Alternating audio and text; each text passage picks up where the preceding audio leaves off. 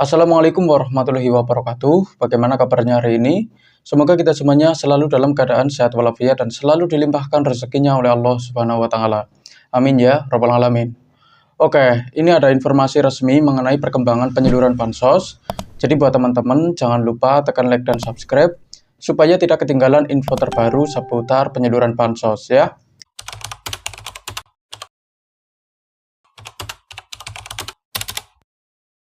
Oke, kita langsung saja ke informasi yang pertama. Ini mengenai status pencairan bansos tahap kedua ya. Untuk sekarang ini statusnya masih belum cair ya. Hingga saat ini bantuan sosial tahap kedua belum disalurkan ya. Informasi yang beredar di luar sana mengenai pencairan tahap kedua adalah tidak benar. Karena sistem SIKNJ saat ini masih fokus pada data tahap pertama ya. Januari sampai Maret. Jadi untuk bulannya itu masih belum berubah. Jadi kalau di luar sana ada yang bilang katanya untuk tahap yang kedua ini sudah cair, bisa dipastikan berita tersebut adalah tidak benar ya. Untuk yang sekarang masih disalurkan, itu susulan untuk tahap yang pertama. Walaupun banyak KPM yang untuk tahap pertamanya sudah cair di bulan-bulan kemarin, tapi ada juga yang sampai sekarang itu masih susulan untuk tahap pertamanya ya. Terutama yang kemarin ada saldo masuk, itu yang peralihan dari PT Pos Indonesia, itu adalah BPNT ya, sebesar Rp600.000 untuk tahap yang pertama susulan ya, bukan tahap yang kedua ya. Karena untuk tahap kedua baik PKH maupun BPNT untuk sekarang ini masih belum disalurkan karena di sistem SIKNJ masih belum berubah.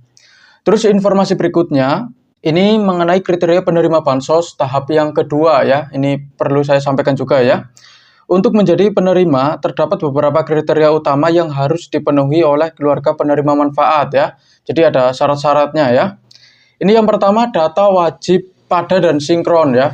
Karena sekarang itu banyak KPM yang salah menulis nama, tempat, sama tanggal lahir ya. Bisa dibilang belum sinkron ya. Data KPM harus sinkron antara DTSen, Dukcapil, dan Dapodik. Jadi tidak boleh ada kesalahan penulisan nama, tempat, tanggal lahir ya. Jadi harus sama semua. Walaupun salah satu huruf itu juga dianggap tidak valid. Jadi silakan dicek apakah ada kesalahan penulisan nama atau tidak. Karena itu akan sangat berpengaruh untuk pencairan bansos tahap yang kedua ya. Sangat disarankan bagi KPM untuk memperbarui kartu keluarga KK ke versi terbaru yang sudah menggunakan barcode agar data dapat dipadankan secara otomatis. Jadi silakan buat para KPM yang sekarang kakaknya belum diperbarui, ini disarankan untuk diperbarui ke versi yang terbaru yang sudah menggunakan barcode supaya nanti datanya bisa dipadankan secara otomatis ya. Jadi silakan bagi yang belum diperbarui. Pastikan nama di KK, KTP dan akta kelahiran ya sama persis untuk menghindari kegagalan sinkronisasi. Jadi tidak boleh ada kesalahan penulisan nama walaupun satu huruf ya. Baik di KK maupun KTP itu harus sinkron, harus sama yang ada di akta kelahiran. Jadi tiga-tiganya ini ya, tidak boleh ada kesalahan. Dalam arti harus sinkron semua ya, baik nama, tempat, tanggal lahir, dan yang lain-lainnya ya. Terus berikutnya, ini harus terdaftar dalam 40% ekonomi terendah ya. Kalau 50% ke atas ada kemungkinan sudah tidak terdaftar lagi ya. Karena syaratnya itu terdaftar dalam 40% ekonomi terendah ya. Bantuan diprioritaskan bagi KPM yang berada di desil 1, kemudian dilanjutkan ke desil 2, 3, dan 4 tergantung pada kuota yang tersedia di wilayah masing-masing.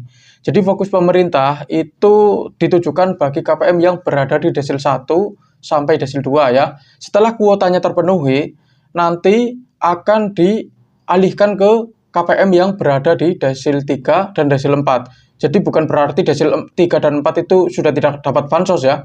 Tapi KPM yang berada di desil 1 sampai 2 ini lebih diprioritaskan dibandingkan KPM yang berada di desil 3 dan 4 ya.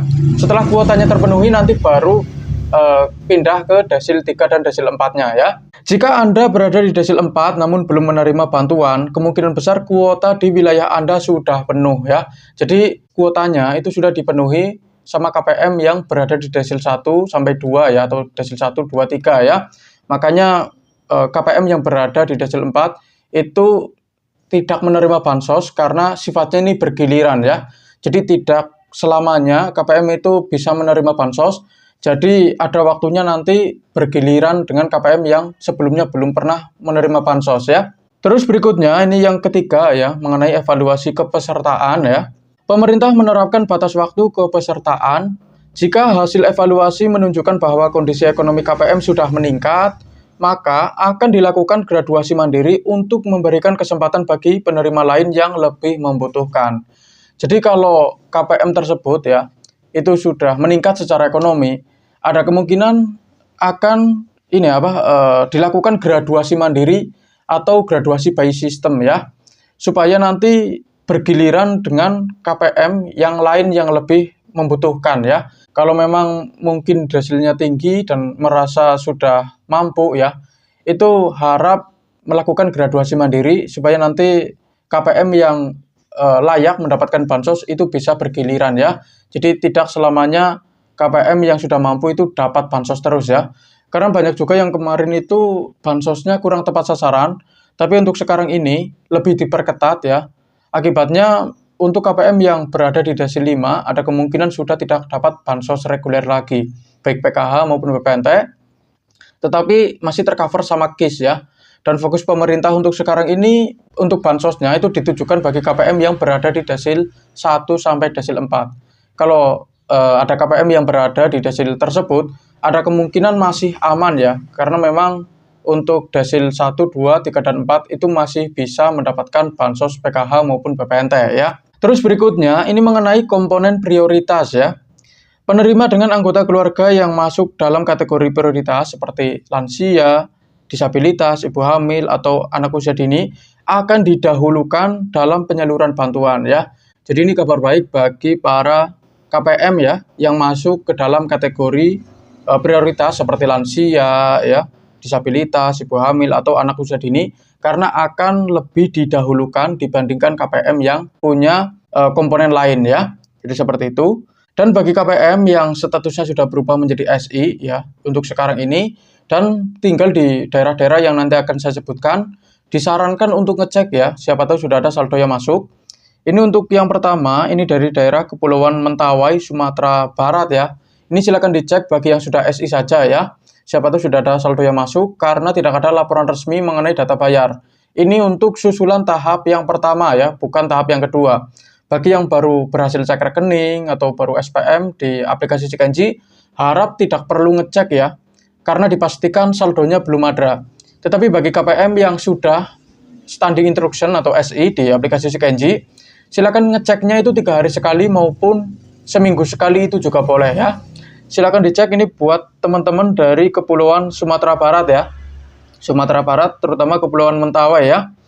Terus berikutnya dari Sumatera Utara, Labuhan Batu Selatan ya. Ini silakan dicek untuk hari ini ya. Bagi yang sudah SI saja, siapa tahu sudah ada saldo yang masuk karena tidak ada laporan resmi mengenai kapan saldonya itu masuk ke kartu KKS.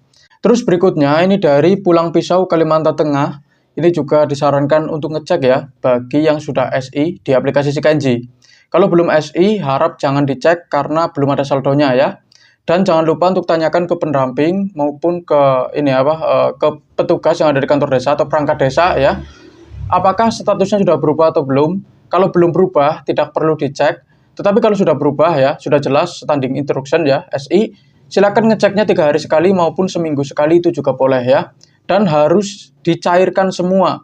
Tidak boleh ditinggalin walaupun 200.000 ya, 100.000 atau 50.000. Karena kalau ada dana yang mengendap, ada kemungkinan saldonya akan ditarik lagi masuk ke kas negara. Apalagi kalau digunakan untuk menabung ya. Kartu KKS itu tidak boleh digunakan untuk menabung ya. Karena kalau ada saldo yang mengendap saja itu akan ditarik lagi, apalagi digunakan untuk menabung ya. Itu tidak bisa ya.